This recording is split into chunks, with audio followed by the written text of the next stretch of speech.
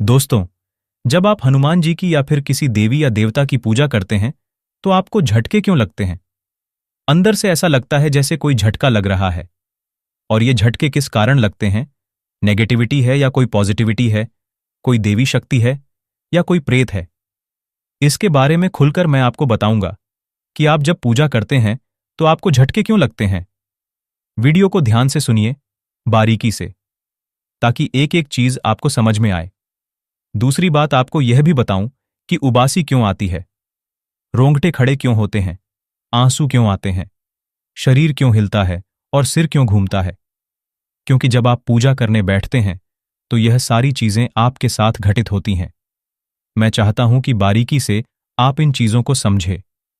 अगर आप आध्यात्मिक मार्ग में जुड़ रहे हैं, आप हनुमान जी की भक्ति करना चाहते हैं, आप देवी कृपा को प्राप्त करना चाहते हैं, आप देवताओं को जो है आकर्षित करना चाहते हैं, अनुभव करना चाहते हैं, तो आपको इन चीजों के बारे में पता होना बहुत जरूरी है। कई बार पॉजिटिव शक्ति के चक्कर में कोई नेगेटिव जो ऊर्जा है वह आपके पास आ जाती है और आपका बुरा होता है। घर परिवार में झगड़े लड़ाई बढ़ जाते हैं, दिक्कत बढ़ जाती है।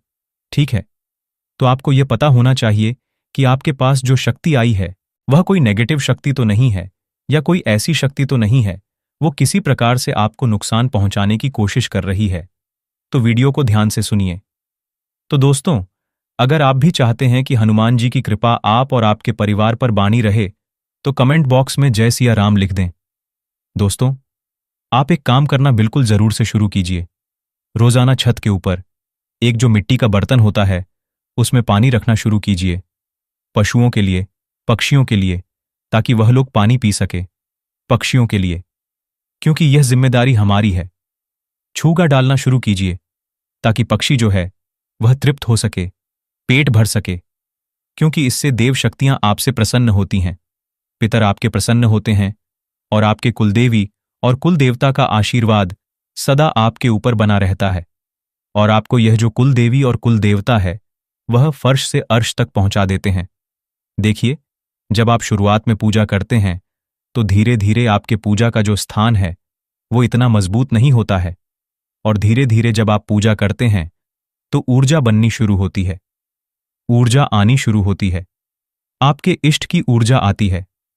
जिस तरीके से बारिश जब होती है तो बारिश की बूंदें आपके ऊपर गिरती है, और धीरे धीरे 1-2 बूंद, 4 बूंद, 5 बूंद गिरते गिरते आपको वह बूंदें पूरी तरीके से भिगो देती हैं। उसी तरीके से जब आप पूजा शुरू करते हैं तो जिस इष्ट की सेवा करते हैं, जिस इष्ट की पूजा करते हैं, उनकी ऊर्जा की बारिश होनी शुरू हो जाती है।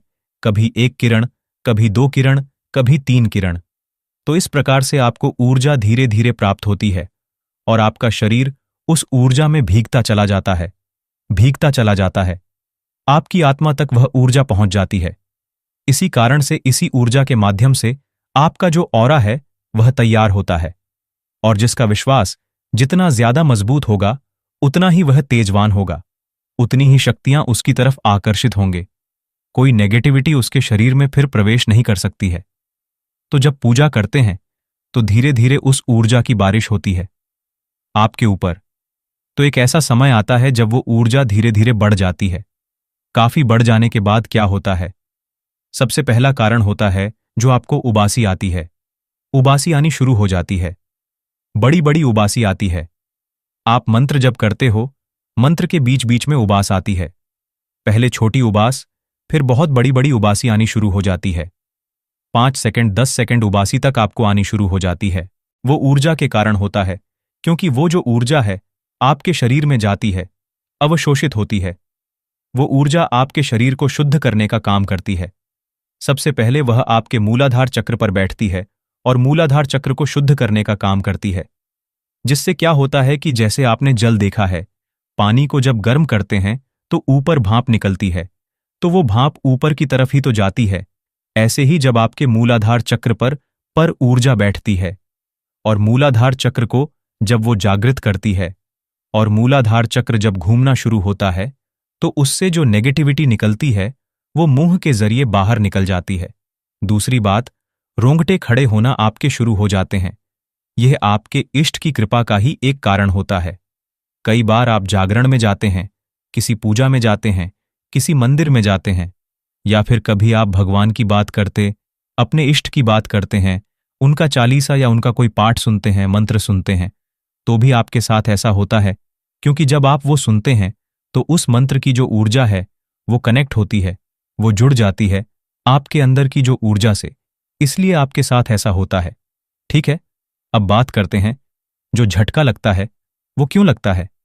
आपको झटका इसलिए लगता है कि जब आप पूजा पाठ शुरू करते हैं तो जो नीचे की जो ऊर्जा होती है, जो मूलाधार चक्र पे जो ऊर्जा होती है, वो ऊर्जा एकदम ऊपर की तरफ जाती है, तो वह जोर लगाती है। होता क्या है कि जैसे ही आप पूजा कर रहे हैं तो वह एकदम उठने की कोशिश करती है।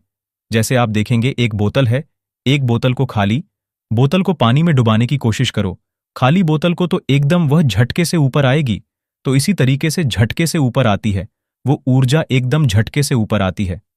ठीक है, तो इसी कारण आपको झटके लगते हैं। मंत्र जप करते हैं तो आपको अजीब सा झटके महसूस होते हैं, इसी कारण होते हैं। साथ ही आपके ऊपर जब आपके इष्ट की कृपा होती है तो आंसू आते हैं, आपके बहुत ज्यादा आंसू आते हैं, देखकर रोना आता है आपको। ठीक है, भाव इतना जग जाता है कि आप अपने आप को खो बैठते हैं, आप सिर्फ मंत्रमुग्ध हो जाते हैं। आप अपने इष्ट को ही देखना पसंद करते हैं और उन्हीं को देखते रहते हैं। तो यह सब पॉजिटिव साइन है, सकारात्मक साइन है ये पूरा। ठीक है, साथ ही शरीर आपका हिलना शुरू हो जाता है। कई लोगों का शरीर जो है वो आगे पीछे हिलता है, कई लोगों का शरीर गोल गोल हिलता है। ठीक है, तो कई लोगों के शरीर में क्या होता है, किसी का हाथ जो है वो फड़फड़ा आता है, किसी की आंख फड़फड़ती है, किसी का एक पैर जो है वो हिलता रहता है। ठीक है, किसी का एक कंधा हिलता रहता है। तो यह सब एक सकारात्मक ऊर्जा का कारण होता है, क्योंकि जो शक्ति आपके ऊपर आई है, आपके शरीर में जिस शक्ति ने प्रवेश किया है, वो शक्ति एक स्थान चुनती है, अपना उस स्थान पर जाकर वह बैठती है, और जिस स्थान पर वह जाकर बैठती है तो उस स्थान पर जो है ना वो झनकार होती है, स्पंदन होता है, वो चीजें, वो शक्ति हिलती है। या कई लोगों का आपने देखा होगा, जब उनके ऊपर सवारी आती है तो उनका कोई एक हाथ हिलता है, कोई एक पैर हिलता है, कई बार सिर्फ गर्दन घूमती रहती है कई लोगों की, कई लोगों का कंधा हिलता है।